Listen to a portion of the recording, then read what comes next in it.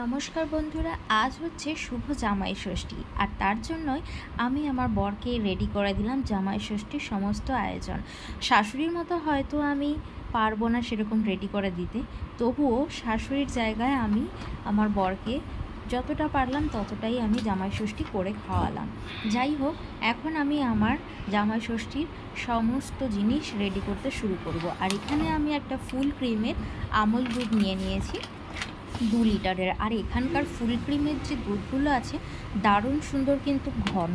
আমাদের ওখানে জানি না এরকম পাওয়া যায় কি না, আমি তো এখানে দেখি দুখানা পাওয়া যায়, একটা হচ্ছে ফুল ক্রিম আর একটা হচ্ছে টর্ন। তো টর্নটা বেশ পাতলা থাকে, আর ফুল ক্রিমের যেটা থাকে ওপরে দেখতে পাচ্ছ কতটা সুন্দর মোটা লেয়ার পড়েছে। দুধের শটটা কিন্তু দারুণ মোটা আর খুব টেস্টি। কিন্তু এটা আই থিঙ্ক এর মধ্যে কিন্তু ক্রিম দেওয়া থাকে মনে হচ্ছে, জানি না, কিন্তু খেতে কিন্তু দারুণ স্বাদ। তো তোমরা জানিও তোমাদের এখানেও পাওয়া যায় কি না এরকম ফুল ক্রিম আর টর্ন। আর এখন সকাল সকাল আমি আমার বরকে রেডি করে দিলাম ম্যাগি। ও টিফিন করে ম্যাগি নিয়ে চলে গেল ওদের অফিসেই। কিন্তু এখন 3 দিন ধরে ইয়োগা ট্রেনিং চলছে, তো সেই জন্য মর্নিংয়ে যাচ্ছে, আবার 2-3 ঘন্টা পরে চলে আসছে। তো আমি ওখানে রাইস বানাবো বলে রাইস শুকোতে দিয়ে দিয়েছি, আর এখানে আমি চিকেনটা রেডি করছি। তো আমার রান্নাবান্না প্রায় হয়েই এসেছে, এখন আমি সমস্ত কিছু রেডি করব। এদিকে আমি আমগুলো ঝপাঝপ কেটে নেব।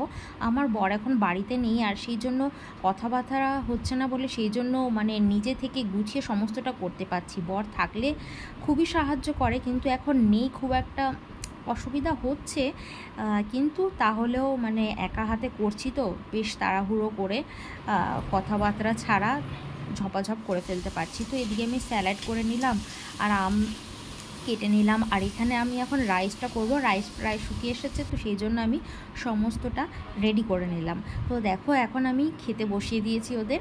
এটা হচ্ছে গিয়ে পাশে রয়েছে একটা অফিস কলিগ, তো ও কলকাতা থেকে এসেছে, এখানে নতুন জব করছে ওর অফিসেই। তো ও মেসে থাকে, সেই জন্য এখানকার মেসগুলোতে পুরোপুরি নিরামিষ খাওয়ায়। তো সেই জন্য আমরা বললাম, তো ওকে তো খাওয়ানো হয়নি, তো চলো ওকেও একবার ডেকে খাওয়ানো হোক। আর আমাদের জামাই ষষ্ঠী কি সেরকম তো নিয়ম কিছু না, জাস্ট খাওয়া দাওয়া। তো সেই জন্য দুজনকে আমি সুন্দর করে সব বেড়ে খেতে দিয়ে দিলাম। তো দেখতেই পাচ্ছ এখানে কি কি আইটেম করেছি। আমি সেরকমভাবে গুছিয়ে টুছিয়ে দিইনি, যতটা পেরেছি ততটা দিয়েছি। তো আজকের মেনুতে ছিল স্যালাড, ছিল রাইস, ছিল চিকেন, ছিল চাটনি, পাঁপড় আর পায়েস করেছিলাম, আর আইসক্রিম, এইসব টুকটাক জিনিস ছিল। তো খাওয়া দাওয়া শেষে আমরা চলে আসলাম ব্যালকনিতে, আর ওর বাড়িতে চলে গেল একটু রেস্ট নিয়ে। কারণ এখানে কিন্তু ওর মেসে থাকে, তো সেখানে চলে গেল। এখানে কিন্তু বিশাল জোর ঝড় ছেড়েছে, আর ঝড় হওয়া এখানে কিন্তু একদম ধুলোময়। চতুর্দিকে দেখতে পাচ্ছ পুরো একদম সাদা হয়ে গেছে। আর দিল্লি সাইডে, গুরগাঁও সাইডে এতটা পলিউশনের জন্য কিছু দেখা যায় না। তোমরা দূরে দেখতে পাচ্ছ বিল্ডিংগুলো একদম দেখা যাচ্ছে না, প্রচণ্ড পরিমাণে ধুলো উঠছে। আমরা এখানে দাঁড়িয়ে রয়েছি ঠিকই দেখার জন্য, এত হাওয়া দিচ্ছে আর ধুলো উঠছে, পুরো সাদা হয়ে রয়েছে। তো যাই হোক, আজকে খাওয়া দাওয়া করে আজকের দিনটা কিন্তু দারুণ কাটলো। আর খুব একটা বেশি গরম নেই যেহেতু, সেই জন্য খুব একটা কষ্টও হয়নি। তো এখন আমরা এখানটা ব্যালকনিটা একটুখানি হাঁটাহাঁটি করছি, আর ও চলে গেল বাড়িতে। তো এখন আমরা খাওয়া দাওয়ার পরে ঘরে এসে একটু রেস্ট নিচ্ছি, আর এদিকে গিয়ে দেখছি ফোনে একদম ফেসবুকে একদম জামাইয়ের ছড়াছড়ি লেগে গেছে। তো সবাই কিন্তু এখানে যা যা খাওয়ানো খাইয়েছে সব প্লেট সাজিয়ে সাজিয়ে জামাইদেরকে বসিয়ে সুন্দরভাবে এখানে ফেসবুকে দিয়েছে, আর আমরা দুজনে সেগুলো সবাইকে দেখছি, আর বেশ ভালোই লাগছে। এরকম দেখতে বেশ কিন্তু ভালোই লাগে। তো চলো, আমি কিন্তু এখন অবধি ফেসবুকে দিইনি, কারণ আমি ভ্লগটাই বেশি দিই, আর সবার মতো এত সুন্দর সাজিয়ে গুছিয়ে তো আর দিইনি, তো সেই জন্য আমি খুব একটা দিইনি।